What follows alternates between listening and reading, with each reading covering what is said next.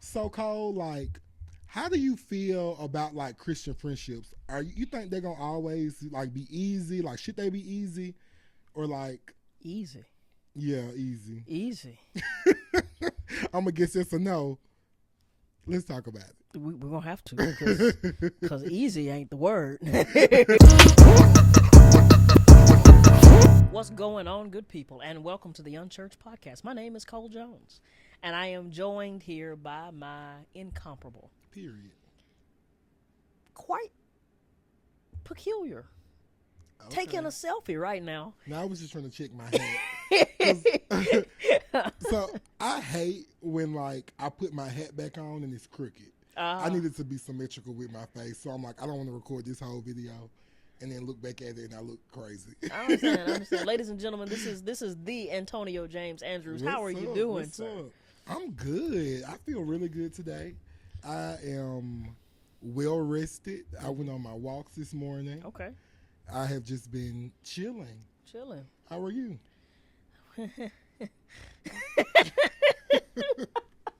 You know, I'm doing what I do. Mm-hmm. So we're recording this. Of course, this airs. I don't know if I've told you, we've swapped from Mondays to Tuesdays. I saw. Yeah, it works better for me. But we're recording this on a Saturday, and part of my job here at the church is we do a lot of funerals, and I guess that's kind of the territory with a church an older church. Mm-hmm. You know, Yeah. churches that are 20 years old with like 20-year-old members. Yeah. They don't do as many funerals, but a church that's, we're not the biggest church. We're not a small church. Mm-hmm. We got a lot of people that die. And so I spend a lot of my Saturdays doing funerals. And so I pulled a Mr. Rogers, took off the jacket, put on a sweater, and am excited to talk about our topic today. Yes. Which is the brainchild of Mr. Antonio James. Yes. So today I want to discuss navigating friendships as a believer. I think I always tell you guys about getting in community and staying in community, but we really haven't touched on much how to then navigate those relationships as you grow through life, go and grow. Yeah, because stuff happens. People change. God don't. And life circumstances change. Excuse me. Yeah, life will be lifing. So I just think, us talking about this today can be like helpful for people that are in community, but they don't know how to navigate that community that they're in. I think I want to start by saying it's okay for your seasons of your friendships to change. Yes. And I remember being single, like in the middle of the pandemic. Actually, like beginning of the pandemic, I had met what would be my wife, but we were not married yet. I don't even think we were dating yet. And I had a buddy who's still my friend. We still hang out. As a matter of fact, when I leave here, I'm supposed to go link up with him. Okay. And we used to get up at 5:00 in the morning every morning. Ooh. We would go swim. We would lift weights. And then we would sit in the cafe of the gym and work on business strategies. I'm not getting up at 5 for nothing unless the Lord comes and knocks on my door. Monday through Friday. That is crazy. Actually, insanity. And then at 8:00, we would go to work. Every morning, Monday through Friday, we did it. We studied marketing. We studied real estate. We worked out. We swam. In a lot of ways, he was accountability for me. And what's interesting is I got married. He's had a baby. They're about to get married. And as our life seasons start catching up, there's like this need for the same thing we had, but it can't show up the same way. Yes. Because we don't have the same kind of time. Yeah, that's facts. Or we're not even in the same way in our careers. And so, like, me and this friend, like, we're in the last 2 or 3 months have been trying to navigate how do we get that back, or can you get that back? Realizing that, like, the friendship, and we went 2 years without talking because life changed. Yeah. And so I think about that, and I think about friendships, and I know y'all with y'all's group. Bama Jim, shout out to y'all. Yeah. Which y'all have a very different friend dynamic I've never known. And so I kind of want to hear about how y'all came to be. I know it was like the craziest season of life, but how did y'all come to be? How did y'all come to be important to each other? Mm-hmm. So it all started in the fall of October 2019. Mm-hmm. So that's like our origin month. We were all kind of like connected in some kind of way. Mm-hmm. So just as a recap, Bama Gems is Bree, Alexis, Matthew, Antonio, that's me, Jamal, Aaron, Micah, and Sydney. Yes, Aaron, shout out to Aaron. And so, yeah, we were all connected in some kind of way. So like Jamal and I, we met in high school. Aaron and I met in high school. Alexis, we didn't officially meet in high school, but we knew of each other in high school because her and Jamal went to the same school because, you know, they went to IB, so it's like a school inside of a school if you don't know. It's a school that's a part of Shades Valley, but like an extension. Yeah, our high school had a lot of magnet schools within it. Yeah. Matthew and Michael have been friends since high school. They met at the football camp. The funny story with that is like they were, like I said, at a football camp, and a cook was sick and prepared all the food. So she gave a stomach virus to the entire camp. Oh my God. So like the way that Micah and Matthew became friends is because Matthew literally picked Micah up out of his throw up and like carried him to the bathroom. Yeah, so like they were friends since high school. You know, after that you locked in. If you pick anybody up out of their throw up, you locked in. Bree and Sydney, we weren't connected before college, but we were in the same organizations. Okay. So now Micah and Sydney are married. So it's, well, and I'm sure that changed the dynamic of the group. Yeah, so I'm gonna let me roll. I got a little ahead of myself, but Bree and Sydney, we were in the choir and in the varsity together, which is a Christian organization. Two Christian groups. Yeah, two Christian groups. We were a gospel choir, and we were all in the gospel choir. So just through that, through having rehearsals, us all being on the e-board, the music staff, being in leadership with InterVarsity, we started to spend more and more time together.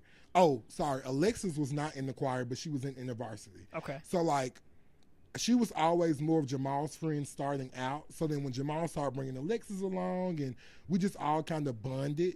And there was one, it was a one Saturday evening in October. I can't remember the particular date.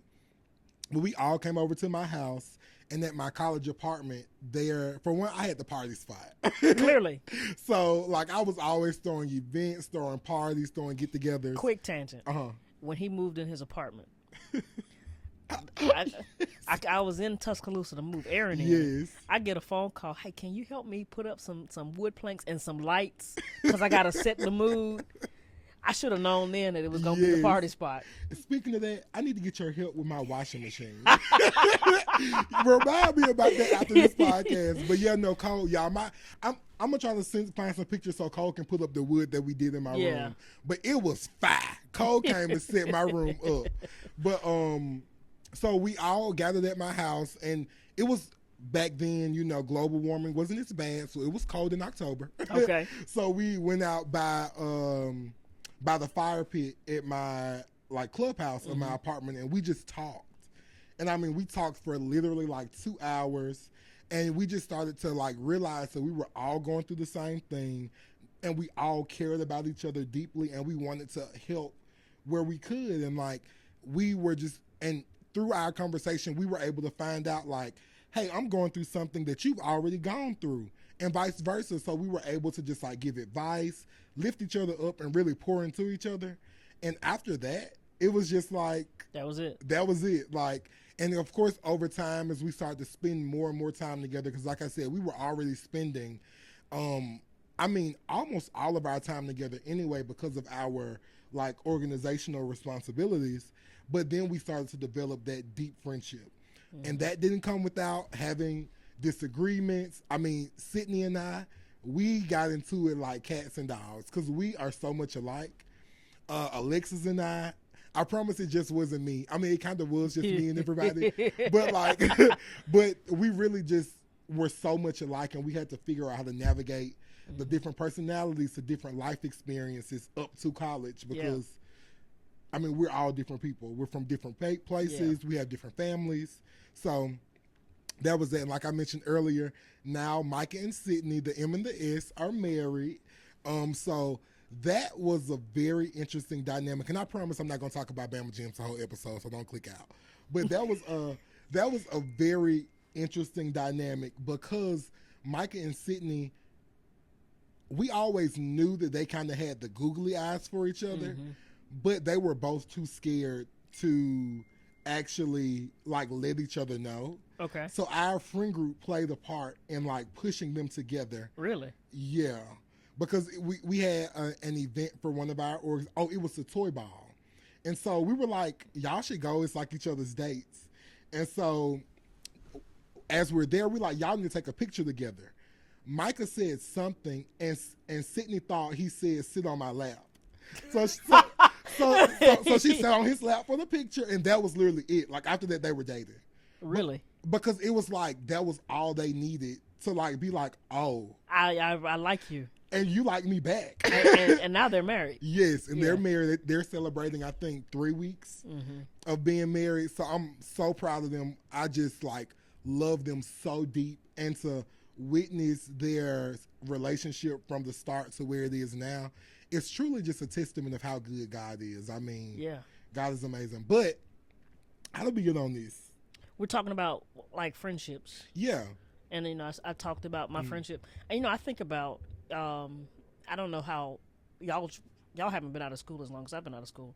But it's yeah, you're right. We haven't been out as long as you, but it's creeping up. Yeah. Next August, I'm going to be out of college for 3 years. Oh, boy. What in the world?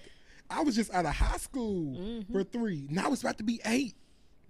Let's stop talking. Anyway, but I think about my college roommate and I. Obviously, we roomed together for 5 years, and we were thick as thieves while we lived together. And when he moved, I had this expectation that the friendship that we cultivated in living together was going to be the friendship we had. Yeah. And so it was really hard for me to adjust. And we're still friends. Yeah. We might talk once a year. And then I'm learning that as an adult, a lot of my friendships have gone that way. I might talk to you once a year, maybe twice a year. But I remember struggling with that. Yeah. But realizing that some friendships are really big on the season that you're in. Yeah. And you bond over the things you've got going on. And so as they evolve, I think that's kind of where we're going today. Yeah. It's talking about the evolution of friendships. Yes. Because I still have nothing bad to say about him. That's still my dude. If he called me today, I stay on the phone with him for 2 hours. Yeah. When I talk about trauma bonded, our house burnt down. Yeah. I didn't know that. Oh, yeah. The one y'all were in? Our apartment, our sophomore year, caught on fire while we were out to lunch. We were out to dinner with a friend who had just had a domestic abuse situation. We left our apartment. The reason we weren't there is because we went to their house to help them, and we were like, all right, let's just get out of here. Let's go get something to eat. Yeah. We're sitting at the restaurant, haven't even paid. We get a phone call, said, hey, your apartment's on fire. So, like, we trauma bonded through that. We trauma bonded through, like, just normal chaos and drama. We bonded through, like, we were there for, like, both of us went through major breakups. And, like, I ain't ever seen nobody snot and cry like that. And I don't think nobody else seen me snot and cry like that. Yeah. Like, we really, there's a uniqueness of living with somebody for that long. Yeah. When I think about it, I have not even lived with my wife that long. And so, but I remember when he moved away, I think he came back to visit a couple times, and we still talk.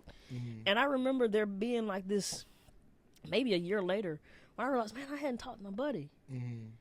And the times we talked got fewer. What we shared got fewer. Yeah. And I remember having this tug of war, right? Cause like, man, but that's my best friend. Yeah. And realizing that every best friend or every close friend isn't there in that spot, but that doesn't make them a bad person. Yes. No, that's true. And I think, honestly, like, I think the key to Bama Gems being as connected as we are is because we're super intentional about continuing to make space for us to be friends. So, like, we have... And y'all are also a group. Yeah, Yeah, and that yeah, changes things. it does. And I think what really is the reason our friendship, excuse me, the reason our friendship has lasted like it has is because we have a biblical foundation. Mm-hmm.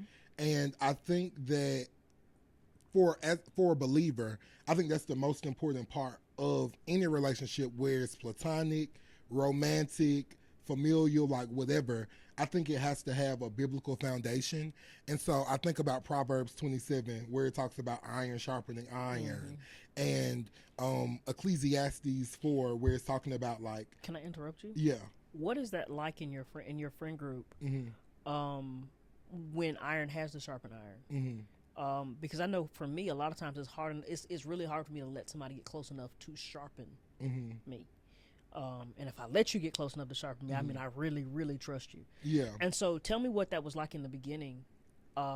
Letting people come in and get close enough to be able to be close enough to cut you. Yeah. And realize that even though this hurts, this is to make me better. What was that like? So honestly, I feel like it's no real like outline that you could use to this. I think it's experience by experience, but I do think honestly it just comes with being vulnerable. Like you never are able to get to a place of being very close knit unless you are able to have those vulnerabilities. Well, what got you to that place? I mean, for one, I feel like can't nobody beat me up. So it's like I'm gonna say what I mean. I'm gonna mean what I say. Also, I think that was how I was raised. Like, if you knew my granddaddy was one of the most blunt, honest people, and that's also who I am. So if I'm feeling some kind of way, I'm gonna say it. If I have thoughts of something, I'm gonna share them. So I just think that being able to have that kind of boldness as a person allowed people that were around me to feel comfortable enough to have that same boldness. So I mentioned earlier, like Sydney and I always got into it. And it was just because, and Alexis, but it was because we were, I would say, three of the boldest personalities in the group. And we're kind of like my way or the highway, all of us. So it took us just having different conversations about stuff. So one of the first big things that I can remember is we were all at my house once again, and we were studying, and Sydney made a comment. She probably gonna hate I'm sharing this. That like, if you got under a 3.2 GPA, you just not trying.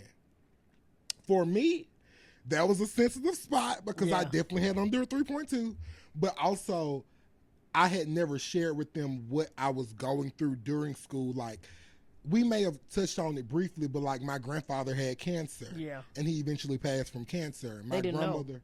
know. They didn't know. No. Really? And even then, I really didn't know because he was just recovering from his last battle with cancer. Yeah. So he didn't share it with the family for a while. But like, I knew that my granddaddy was sick because there were different things that would happen.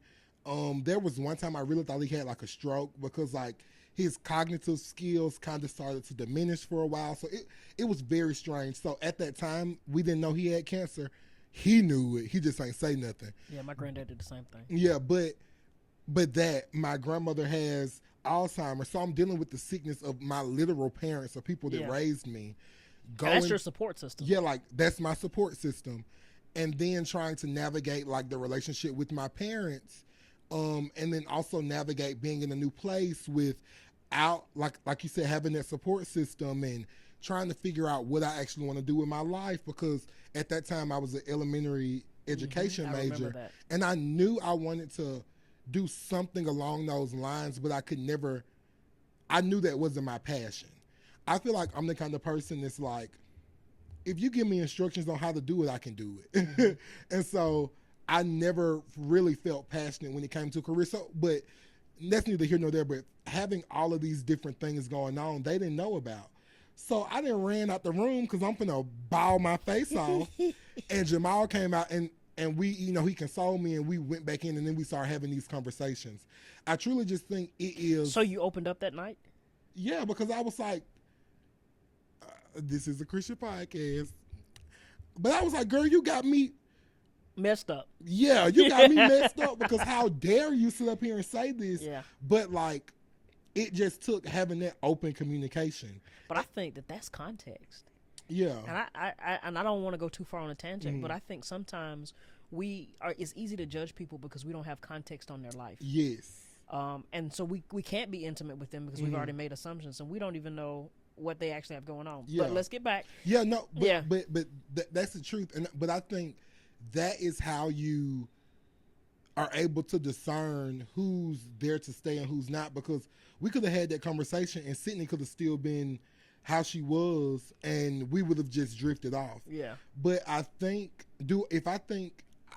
I'm gonna go back. I do agree. I think because it was a group of us, we were able to stay connected, because if it was just Sydney and I, we wouldn't have been friends. Yeah. Just to be frank. But I'm so thankful because she's one of my best friends to this day.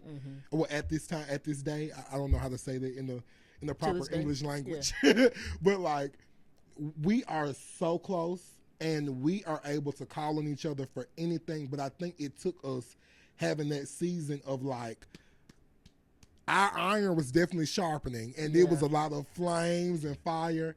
But I think that you just have to have vulnerability when it comes to having community.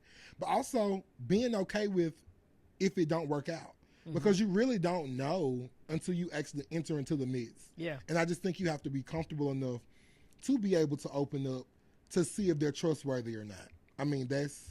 Yeah, and that's what I think to me, and I'm sure that to a lot of our listeners, that's the scary part. Yeah. Is what happens if I open myself up and y'all are not safe? Because I've been in a lot of situations, especially in college, where I would put a toe in the water, be a little vulnerable, and that came back to bite me. Yeah. And then I turned around and I put a little toe out there and it bit me again. Yeah. Which it almost in a way trains you to like be like, which is probably why the few close friendships I've had, I've been so guarded over. Yeah. But honestly though, like, beat them up. No, I'm just kidding. All jokes. But I truly, so for me, I feel like God has given me the gift of discernment. So from an early age, I've always been able to feel like a person's energy and who they are as a person. And 99.9% of the time, I'm usually right. And it's funny because, like, I'll have friends who will come back years later and like, oh my God, you have been right about this. Yeah. But I personally feel like I've always been able to have a good judge on who I can trust and who I can't. Of course, as you start to enter into a relationship with people, it kind of becomes like fuzzy because your flesh starts to have feelings towards this person. So you may feel like you can trust them. But I think your core of your being, you know if you can. And if you feel like, and I've done this before, I know one of the commandments, well, we ain't supposed to lie. I'm going to say that. Yeah, don't bear false witness. Yeah. Yeah. I just ain't want to not quote it and then the Bible thugs beat me up. But or misquote it. But we ain't supposed to lie. I know that's in the Bible though. We're not supposed to lie. But sometimes if you want to test the waters, tell a little fib and see if it get back to you. Because I've also had that happen. I have told somebody something false and it's gotten back to me. And you said, oh, well, I know where you got that from. I know exactly where you got that from. You know, that happened. My very first job, I worked at a watch shop at a outlet mall. Well, it was Fossil, but watches and purses and stuff. And one of the guys, I mean, they would talk. Everybody would talk. And I didn't really share a whole lot about me, but they would talk. They felt like they could talk. One of the managers said, I know I can trust you because I've told you lies and it's never made it back to me. Yeah. And I said, really? But I guess, no, we're not going to go there. Okay. But I'm not encouraging you to lie, but I just think like. Or nibble. Yeah. In some of this stuff, if you're truly talking to somebody that you feel like isn't trustworthy, then maybe you shouldn't tell them everything. But I think also for me, I'm so comfortable in myself and who I am. Okay. That it's this saying that I heard this past week of like, you can't kill me with my own gun. Yeah. Yeah. I'm so comfortable in who I am. It's nothing that anybody can bring back to me that I would actually care about it being back to me. Yeah. At this point in my life. Yeah. So I guess I want to ask you this. Yeah. In your experience, what roles, like, does everybody feel a different role in your life? Do you think that maybe they feel different roles for each other? Have the roles in the group changed any? Yeah. So that's actually a really good question. The thing with the group is it's multiple personalities. You may not always get along with everybody in the group. We're at a place now because we're all grown that we do all get along. But like, we are all completely different. So there may be certain interests that just don't align in certain areas. Like Matthew and Jamal, they like to talk about the Marvel universe. I'll watch it, but I don't know nothing about it. Yeah. So I think in that area they're closer. Of course, everybody has their closest friends. I think because it's always who you came in with, mainly because you just have so much history. So I would be lying if I said that Aaron and Jamal weren't two of my closest friends out of the group. But I think over time, Alexis has become very close to me. Sydney has become very close to me. Micah and I, for a period of time, were very close. But I truly just think it's about proximity or whatever. But I do think we all play different roles in each other's lives. So, like, Sydney came to me to talk about a certain situation, and it was something that she hadn't talked to the group about. So, like, it's what I would say is I would encourage people to not be offended if somebody else plays a different role in somebody's life, because I can't be upset because you feel more comfortable sharing this with them, and I may be the last one to find out. I just think that's kind of like being a little more mature. Yeah. Because it's like okay. So like, that's y'all's bun. So what I'm understanding is there have been seasons where you've been able to confide in certain ways in different people. Yeah. And it doesn't mean that you don't still love that person now. Yes. But rather somebody else is holding that spot in this season. And I think I want to kind of sit there for a second, because I think a lot of times when friendships begin, people assume that if I don't feel like I can be close to you, that I have to dissolve the relationship. Yeah, and that's not true. And that's not true at all. Like, Yeah. I can think about some of my very best friends in the world. I had a best woman. The best woman in in my wedding was my childhood best friend. We have been close. I've helped her through breakups and all kinds of things. Well, literally throughout the last 10 years, we will go through seasons where we talk every day. We'll go a year and not talk. Yeah. We'll talk for 4 hours this day, and I won't hear from you for a couple of months. But as like life has changed, like where we are in life has changed. Like it's different if she's engaged and I'm married, and we're opposite sex. We probably don't need to be talking every day. Yes. I love you. I will show up for you. I will do everything for you. But like those roles have shifted. Yeah. And so, like, last 3 weeks ago, I officiated her parents' vow renewal. And that's still no less than my best friend. That's still my buddy. Right. Right? But just because we haven't talked or we hadn't hung out doesn't mean that we're just in different seasons. Yeah.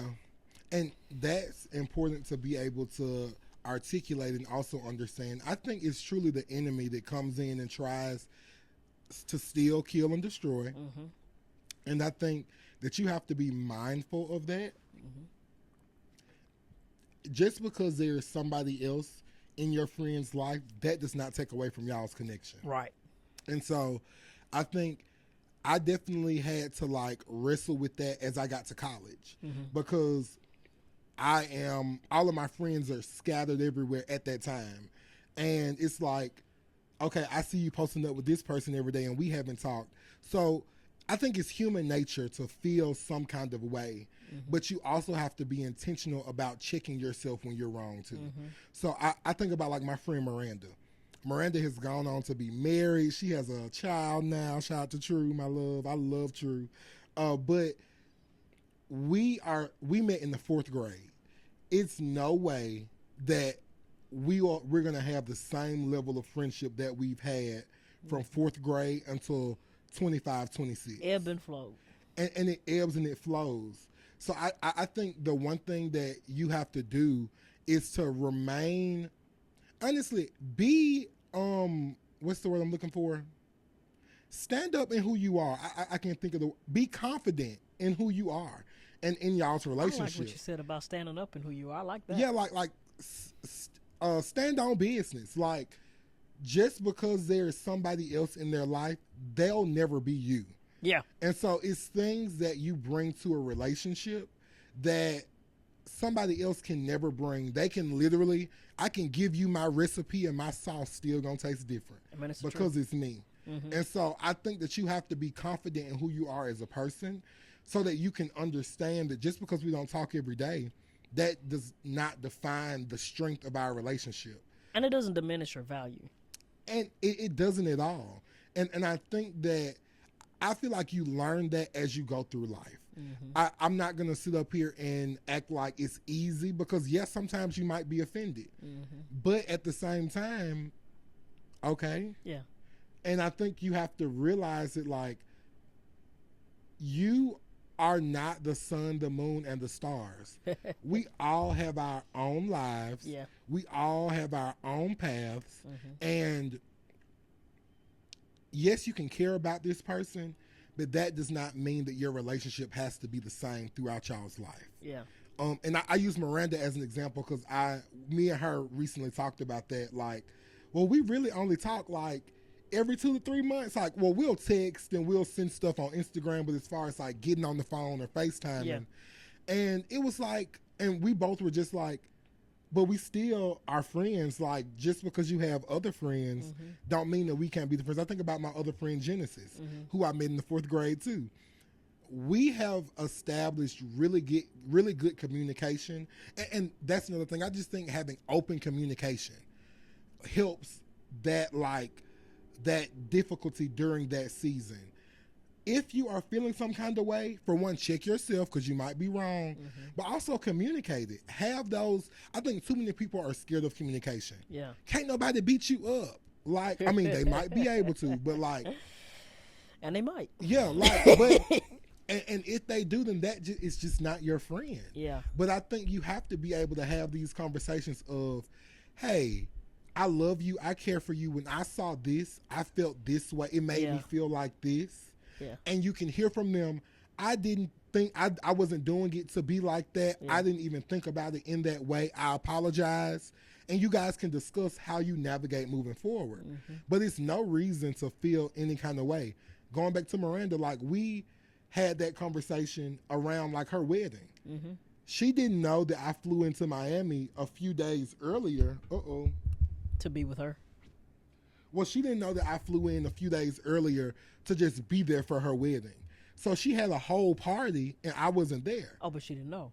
But she didn't know. Yeah. So I was like, girl, I want a party too. And she was like, I genuinely did not know that you were here. Yeah. So I think like stuff like that, all it takes is communication. I think we're so scared of what the result may be from the communication, mm-hmm. not realizing that the result can be positive. Absolutely. I mean, and I want to add to that because mm-hmm. I think about, I've been going through some really rough seasons and I've had to have some very honest conversations. And one of the things that I realized about myself is I was ranting and raving to my buddy and she mm-hmm. stopped me and she said, Cole, you're wrong. She was right. Mm-hmm. You're wrong. And I remember standing dead in my tracks because I was so accustomed in uncovenanted, unchristian friendships mm-hmm. where friends only tell you what's right and they just hold their tongue on what's wrong. Yeah. And like, so I'm ranting and raving and I'm going off and I'm just like, oh, and this is stupid and da da da da da. And she was like, but you're wrong. Yeah. And I wouldn't be your friend if I didn't tell you you were wrong. Mm-hmm. You know, like I could do the, oh no, best friend like thing, but like, no, you're wrong. And what are you going to do to make it right? Mm-hmm.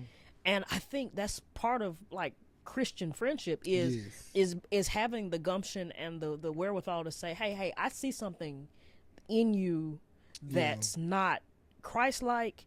it's unbecoming and it doesn't look good on you. Yeah. And if I didn't tell you this, I wouldn't be able to say I loved you. Exactly. And like we've talked about before, love isn't always the cushy. Right. It's also accountability. Yeah. It's holding your feet to the fire when you're wrong. And like Sydney and I transparently had a conversation yesterday, and Sydney and I, we always have conversations. It's just my combo girl. But like, she was seeking some advice about a certain situation, and I had to tell her, you're not right in this. Yeah. And if you want to be the Christian woman that you claim you are, this is what the Bible says in this regard. So like, and can we talk about how hard that is? Yeah. Like, it's hard from the friend's perspective to be like, hey, you're wrong, but it's also really wrong to not get offended. Yeah. And because, you know, like, it's our natural inclination. They say you're wrong, and then you're like, okay, well, I'm gonna pull back from this person. Yeah. As opposed to leading into the truth of, I gotta pivot. Yeah. I've got to change, because then, like, effectively, friendship isn't friendship. Yeah. Like, it's like we just got fans. Exactly, and I don't want a fan. I don't want to be the two delusional best friends telling each other exactly. Like, no. That's how people end up in fights. Yeah. But also, I think that comes with maturity, and also just being okay with. I think we got to learn how to be okay with having disagreements. Yeah. And I think but also spending time with people so you know their heart posture. Yeah. So I think that was actually Sydney and I's biggest misstep in the beginning of our friendship, because both of us would have the right heart posture to the other person and what we were saying. Yeah. But we had not spent enough time together to know that that's how you felt about me. Yeah, well, not even that, but we haven't spent enough time together for you to realize that I'm not meaning any harm by this. I'm telling you this because I care for you. I'm telling you this because I love you. Yeah. And like vice versa, like it was certain stuff Sydney would say, I'd be like, girl. But she was saying it because she wanted me to be the best version of myself. And I just think that comes from, once again, communication and truly learning the people that you're around and not being so quick to call everybody your friend. Yeah. And I think, especially as we grow up, sorry y'all, my leg feel like a staticky TV, so I had to readjust. But as we grow, I think we have to learn how to place friends in certain categories. Yeah. And I think we have to learn to be okay with maybe your best friend that you've been friends with since you were 5. Now that you're 30, they don't need your intimacy. Relationship is going to look different. You married, you got kids. And they don't. Or y'all both do, but still y'all are on two separate sides of the country or the earth, the world. So you have to learn how to be able to communicate what your needs and wants are for your friendship or your relationship, and be able to stand on business and set boundaries. Yeah. Yeah. I mean, I absolutely agree. I also think that, like, being clear that, hey, I'm in, telling your friends, hey, I'm in this season, I can't give you much. Yeah. Like, you know, I'm in a rough season. I went to dinner with a friend who I had not been to dinner with in like 2 years. And I could tell that he was angry with me. We used to talk every day on the phone. Like on we would just debrief. And when I sat there and I was like, yeah, so this is what's going on in my life. He just sat at the table like, I had no idea. And I think what's interesting is, because I've been friends with him for so long, I know that he was operating in whatever energy you're giving, I'm going to give. And so he didn't reach out or anything like that. And we had a moment there at the table where it was kind of like, dang, I really should have reached out. I didn't know that was going on. I didn't know that had happened. Oh my God, I'm so sorry. And I think it's in a way it's my fault, because I never said, hey, I'm in this season, I can't give this. And then in the other side of it is, hey, but you're my friend, I need you to reach out. And I think that we have to be accountable to be both. Like, and not be so easily offended. No. By somebody's answer. Right. And I keep using Miranda as an example, but Miranda and I had a conversation like that right when she left Tuscaloosa. And she was living her life with her and her, at the time, boyfriend, but now husband. And I just communicated like I miss the dynamic of our friendship. Yeah. I want to be able to be a part of your life in this season too. Yeah. And she was able to communicate. I didn't realize that. I didn't even think about that because I'm entering into this new stage in my life. Right. And also she's like, I'm busy becoming a wife. Like I am pouring into this relationship. And I just think she's a caterpillar becoming a butterfly. Yeah. And so with that conversation, was it hard to have? I mean, not really, because I've always been the kind of person, I'm going to say what I say and I'm going to stand on what I say. Mm-hmm. You could choose how you react. Yeah. I mean, I really don't. It don't make me no different. But like I said, I just think we have to learn how to not be so easily offended by everything. Mm-hmm. We have to learn how to actually communicate what we're feeling. Yeah. And when we're given the opportunity to communicate, don't halfway communicate. Don't only say a little bit because you're scared of their feelings. Yeah. If the floor is open, let the floor be open. Yeah. But I think it's important of what you just said, like, where he didn't know what was going on and he was going to give whatever energy. Sometimes you got to step outside of yourself and be that bigger person. Yeah. And sometimes, even though it hurts our pride, it helps our relationships. Yeah. And through that open and honest conversation, you are able to then navigate what the next step is. Mm-hmm. But I think we were going back to like learning how to categorize the people in our lives. And for one, I think all things we do in love. That's a command of the Bible. Like we're supposed to do all things in love. And that's really my answer to anything. Well, I'm sorry. I was going to say, like, you watch, like you, my aunt and I had a conversation, and she always says this quote of like, did you do it because you wanted them to do it the exact same way, or did you do it because you actually wanted to do it? Yeah. And I think that changes the way that you interact with people, because you then begin to realize, even in those moments where you're offended because people didn't show up for you the same way that you showed up for them, where was your heart posture? Mm-hmm. If you're in a relationship with them, you should be able to have these conversations of like, hey, I'm going through this and I need you to be here for me like this. I think about me and my godmom. We had a conversation like that of, I felt like you should have shown up for me like this. Yeah, and you didn't. And you didn't. But then they were able to share, my godmom was able to share, this is what I've been going through. Yeah. So I think everything is able to be worked out through communication. Yeah. And I think it all gets back to having that core love. Well, for one, having Christ at the center. Yeah. But also having that love for the person, and also letting down your pride. Like, pride don't serve nobody but the devil, for real. Like you really have to be able to not always be so easily offended or be so in yourself that you aren't able to show compassion. Absolutely. And show like empathy for somebody. And I also think what's also important is, as you build intimacy, know your friends. Yes. Because I got friends now.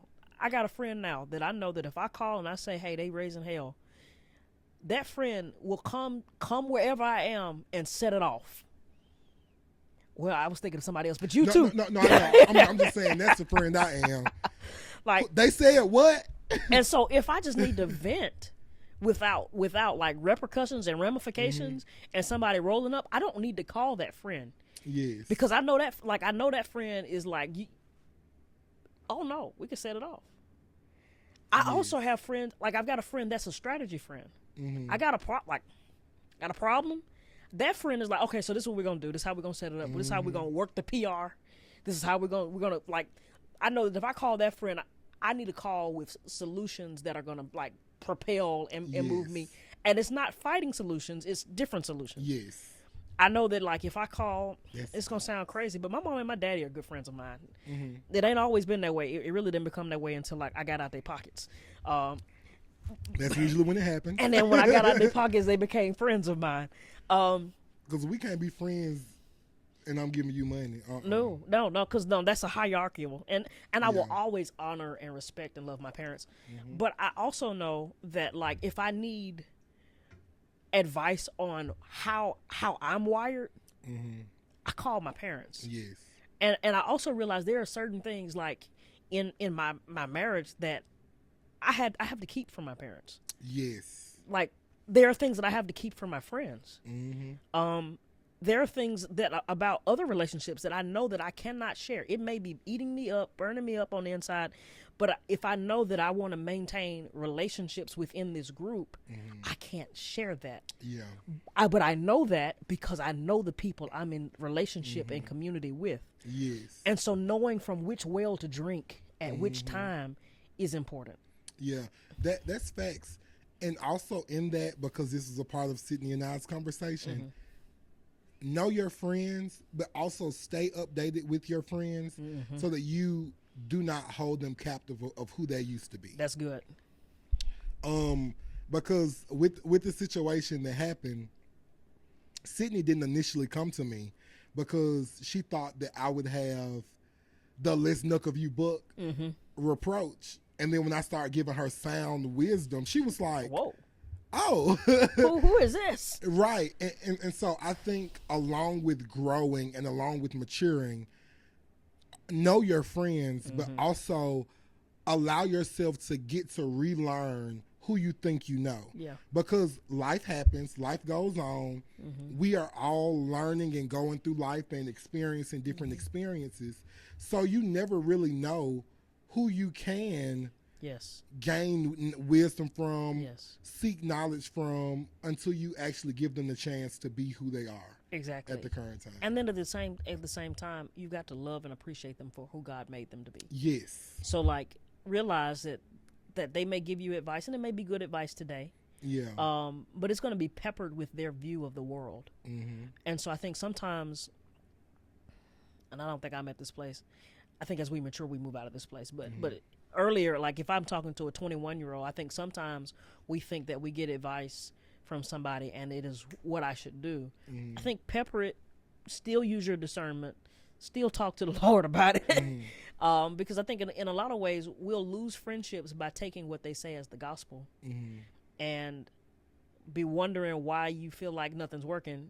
And that was an opportunity to vent. Yeah. And I agree, but I also want to push back to that some. I feel like if it's peppered by your own advice, that's not good advice. Like, well, I'm going to say in my experience for me, like last night when I was talking to Sydney, that was God.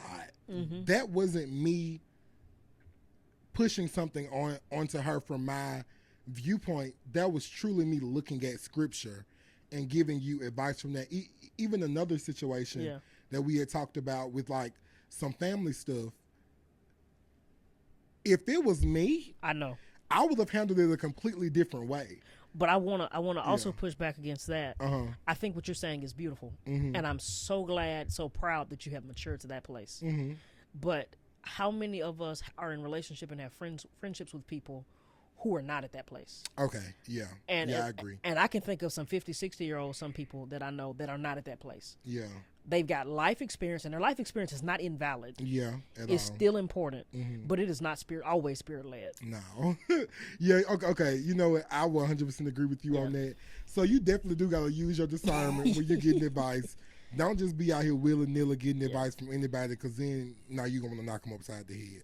And it's not always you'll want to knock them upside the head, but like sometimes people will tell you to do stuff that would work in their life, in their context. But if it came out of your hands and out of your life, it's not going to work in your life and context. Yeah. But that doesn't. But remember that Proverbs tells us that wisdom is in the counsel of many counselors, and so it is good to be in community. Yeah. Ooh. Boy, I don't know how those words felt like coming out of my mouth. Yes. It is good to be. In the multitude of counsel, there is safety. Yeah, there. It is good to talk to people. It is good to be in the presence of people. Like it is good to have good, safe, trusted friendships. Yeah. But at the same time, like you got to pray too. Yes. Like, and I think that there have been seasons I've fallen into it, and I've watched people fall into it with me. That you have this assumption that because my friends or the people I love the Lord, that I don't have to test what they say to see if it's of God. Yeah, that's true. And so you'll hold on to the words that Cole said, because I know Cole is in his word, and Cole pray. Cole does. You but sound like me saying that to Jamal.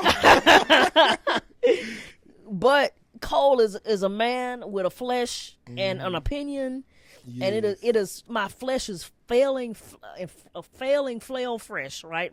It fails, and so I mean, use your discernment, still pray. Yeah.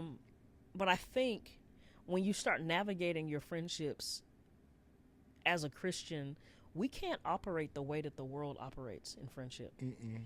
Like, one of the things, I think I mentioned it earlier, we say I'm a give the kind of energy that you give. That is probably the least Christ-like thing I've ever heard. But it is probably one of the most culturally acceptable things that we do.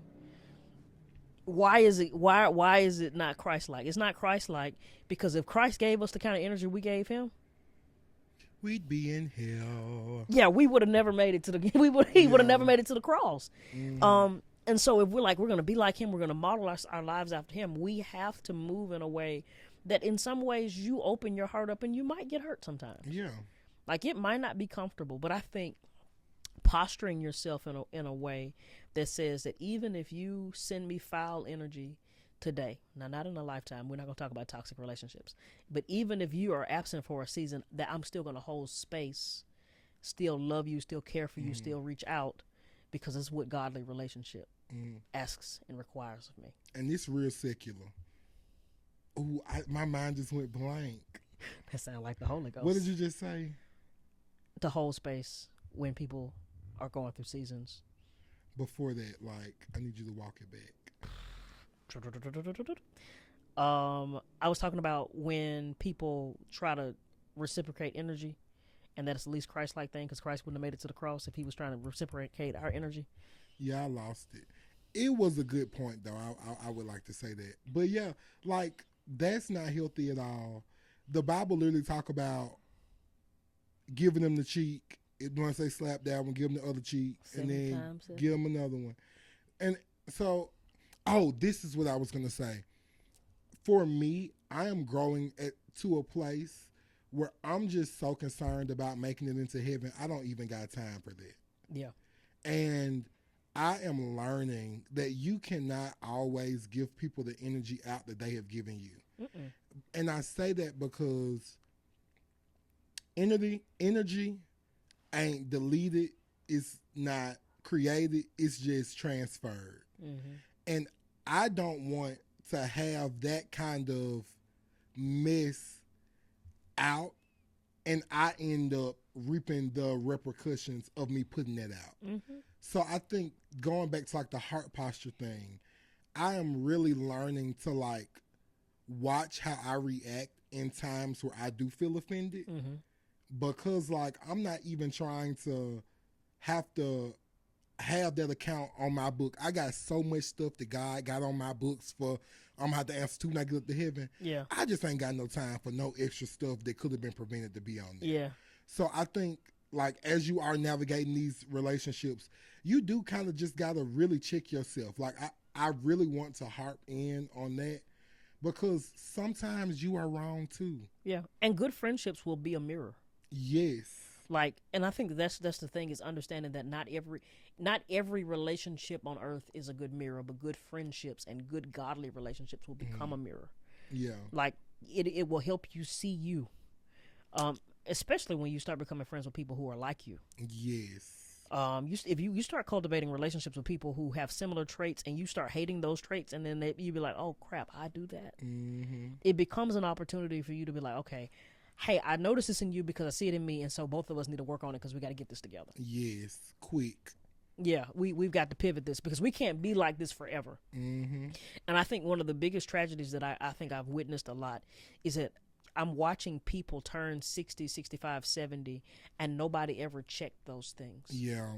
And I don't know about you, and I don't know about our followers, but I think it would be a tragedy to still have personality flaws and treat people poorly all my life. It's not cute. That's not a personality trait. Oh, I'm just like that. Fix that. Yeah. Like that excuse, I'm just like that. I think that dies when you're in God-fearing, accountable community. I agree. because they're like, hey, no, we can't let that keep going. Like that can't keep happening.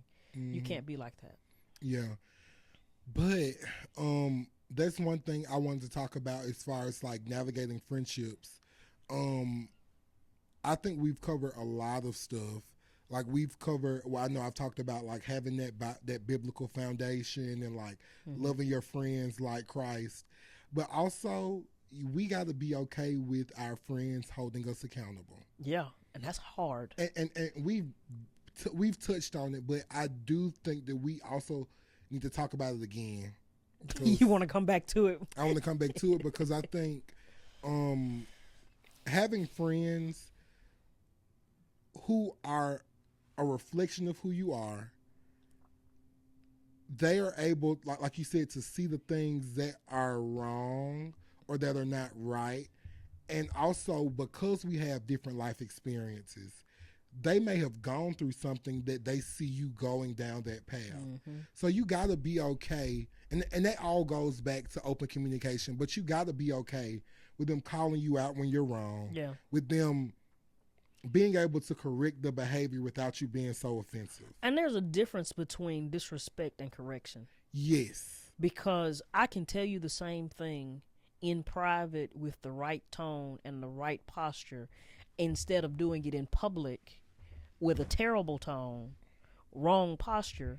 It's the same message, but understanding that if I sit down and I wait to be in private and I wait to say it to you and I wait to look you in the eye and share my heart, that's not an attack on your person. And I think that there's a whole generation of people who think that when somebody says something that they've done, they take it as an attack on their humanity. Yes, and it's not. And, well, sometimes it is, but it's not always. Yeah. But realizing, okay, this is my friend. This person has never tried to hurt me. Now, if you look at this friend and you say, I think this friend might try to hurt me, that might be cause for a discussion.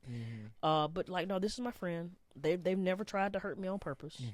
And so I think I need to hear what they're saying. But I also think that's a maturity place. Yeah, it is. You know, that's like personal work, go to therapy kind of stuff. The next thing I want to talk about is setting boundaries in your friendship. And we've talked about, learning how to place people. But I think it's important as friendships grow and develop, like, you know what you can give. If they've communicated, you know what they can give. And I think that, like, it always sets us up to have disappointment whenever we have our expectation set so high with somebody.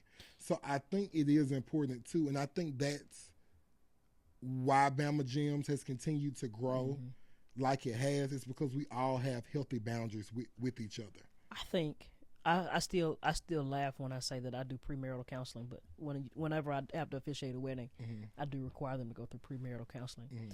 One of the things that I've learned, no relationship, marriage, dating, friendship fails because the person did something. That relationship failed because you had an expectation that they would or wouldn't do something, and they did something contrary to what you expected them not to do. And so putting appropriate boundaries on people, like I think of a relationship now that my sister and I argue about all the time. I came to a place where I don't expect you to respect my boundaries. I don't expect you to understand. I expect you to insert your opinion, and I'm not going to listen to it. I expect that from you so that when you do it, it doesn't make me angry anymore. Now, I'm not calling that a friend. Like that's a different beast. I think the thing that we have to come to is I can't expect out of my friends what they can't give me. Yes. The same way that you can't expect that from a spouse, you can't expect that from a parent, and realizing that just because somebody else's parent, spouse, friend can give it to them doesn't mean that this person can give it to you, or even the same person can give you that. Right. And so adjusting your expectations of a person will also help you operate in these friendships and in these roles. Like everybody's not going to be Jamal to you. Yeah. Everybody's not going to be Aaron to you. Thankfully, she mean. Just kidding. She's like a Sour Patch Kid. That is the perfect example. Yeah. Yeah. She's like, it's like she's sour then she's sweet. And you don't really know which one you're going to get. Yeah. We love you, Aaron. Uh-oh. Um, pause. We don't need those problems today. And I will edit that part out. Okay.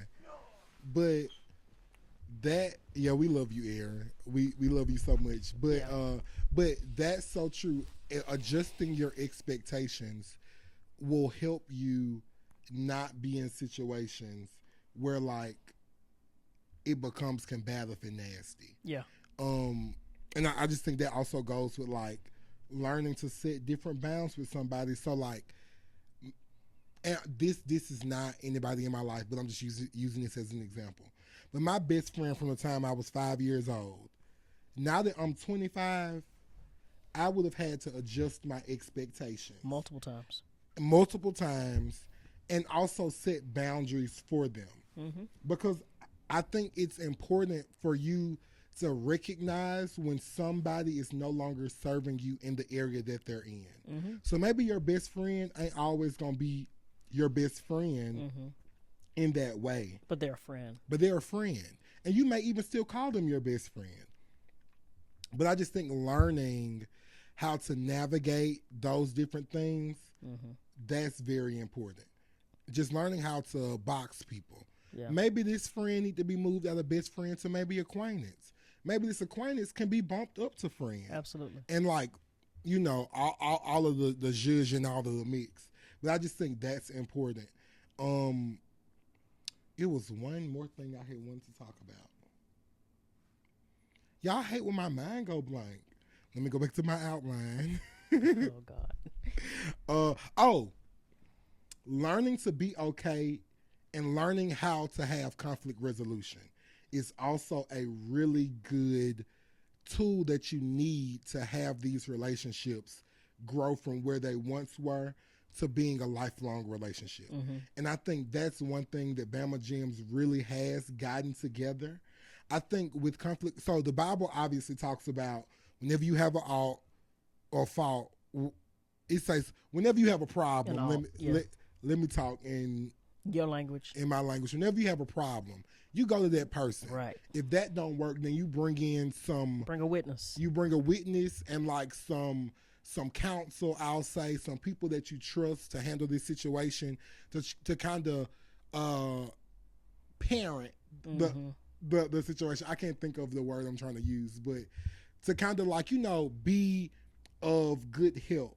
And then after that, it talks about taking it to the church. So like in relation to, I guess, normal everyday platonic relationships, talk to your friend first. If that don't work, bring in a few of y'all friends to help mediate that issue.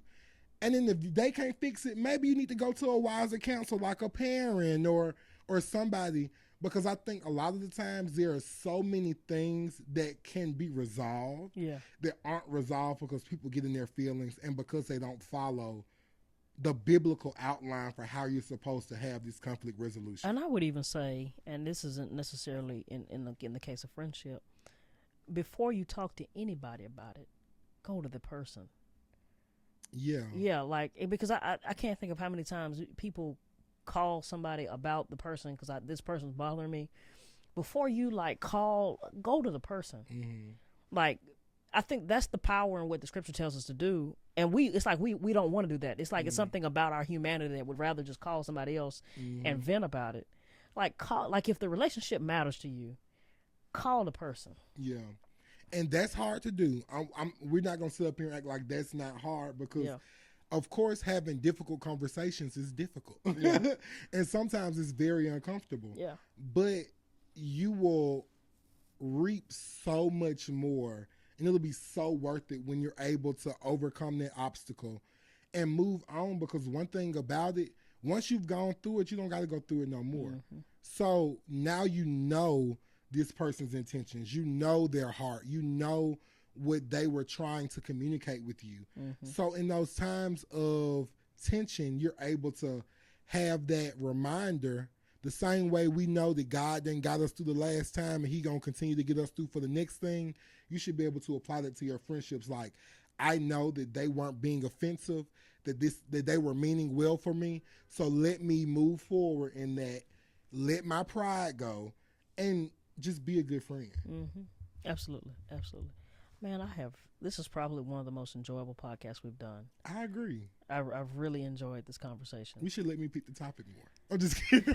I feel like you end up picking the topic most times. But yeah, no, I really enjoyed this, and I think it's something that's needed to talk about because I think we're at a stage in our lives where we all are going through like transitional seasons, and we need to learn. Well, we need to be in community, like I tell people, and it's community can be hard, but it's so rewarding. And yeah, you just gotta learn how to navigate that. And I would even say this: like everybody's not going to have a Bama Gems experience. Yeah, that's true. But even though I don't have a group, I do have, and I think I'm having to become well acquainted with. I got friends, and each friend holds a spot. Yes. And while all of my friends are not necessarily a group, even though I think we kind of came together pretty well at my bachelor party. But it was a good time. We had a good time. Had a real good time out on the lake. But each of my each friend holds a spot. It's an important spot. They're necessary. They're needed. Yeah. And it is literally in those seasons when you're in your roughest season, you need them, but those are cultivated in your good seasons. Yes. That intimacy and the trustworthiness is cultivated in. There's nothing wrong. Hey, let's go get dinner. Hey, nothing's falling apart. Let's go get a round of golf. Yeah. You were on my mind. I just wanted to call you. Yes, and real quick, I want to encourage y'all to do that. When somebody is on your mind, just reach out. A call or a text takes nothing. I forgot where I saw this, but I saw it maybe like my freshman year of college, and I have implemented that in my life. Like, whenever somebody is on my mind, it is for a reason. And I think about this story I read on Threads, which is Instagram's like Twitter, where this girl met this lady at a party. They had mutual friends. People use Threads. Yeah. I recently downloaded it, and it's pretty enjoyable. It's different. I wouldn't compare it to Twitter. Yeah, I would, but it's kind of different. But I also think my following on Twitter is different from Threads, so I really haven't You hadn't dialed it in. Yeah, I haven't dialed it in. But I saw this story where this lady was saying she met someone at a party. They had mutual friends. They exchanged numbers. And this lady was on her mind one day incessantly. Like, she literally could not think without thinking about this girl. She called her, she texted her. And something was just like, go to see her. And she got to the lady before she committed suicide. Wow. The lady had shared, after, like, they kind of got reacquainted, that I was literally waiting on my children's father to come and get them so I could kill myself. And I think it's important, like, God is within us. We have the power of life and death in our tongues, and we are able to be, I'm not going to say we're able to be God, because we're not, but we are able to be that representative. But we are his hands and feet. Yeah, but we are his hands and feet, and we're able to be that representative of him in those moments. So when people are on your mind, you got to reach out, because you never know why God is placing them on your heart. Even if it's they need a, hey, how are you doing today? Because sometimes they may not share that they're having a rough day. But you being able to have that communication with them is so necessary to life, because life is so hard. And you need to be able to feel like people are there for you. Even when, like, it's been times where I've been at my lowest, and just somebody sending me a, hey, thinking about you, has literally changed the trajectory of my thinking for the day. And so I just want to encourage y'all, when somebody is on your mind, reach out. The worst they can do is not respond. And that happens sometimes. Yeah, and that will happen. Like, but we got to be, like, I think we just really have to get out of our pride. Like, I'm in this season of my life, I'm getting out of my pride. Like, I don't care. You can't beat me up. That's your new thing. That's my new thing. You can't, and even if you do beat me up, I'm still going to be me. Well. But that's the episode, y'all. Like Cole said, I really enjoyed it. Brother, it is amazing just to see, like, where we started with the podcast and where we are now. I'm just so thankful for this space. And we're almost at 100 subscribers. Yes. Ain't that crazy? I'm so thankful for our almost 100 subscribers. Yeah. Maybe it'll be 100 by the time this posts. Yeah, it will be. We claiming it. Claim it. Yes. But we want you in the church. It don't got to be the church to hurt you. It just got to be a church, big, small, medium, whatever size you need, child. With and two or more. And I'm gonna put a plug in. Okay. I want you in a church, but I also want you to get a friend group. Get a friend group, yes. And it don't have to be big. It don't have to be small. No. It don't have to be medium. Yeah. Join a small group at your church. Find something that you're interested in, and actually get involved. Yeah, that is actually like the life hack.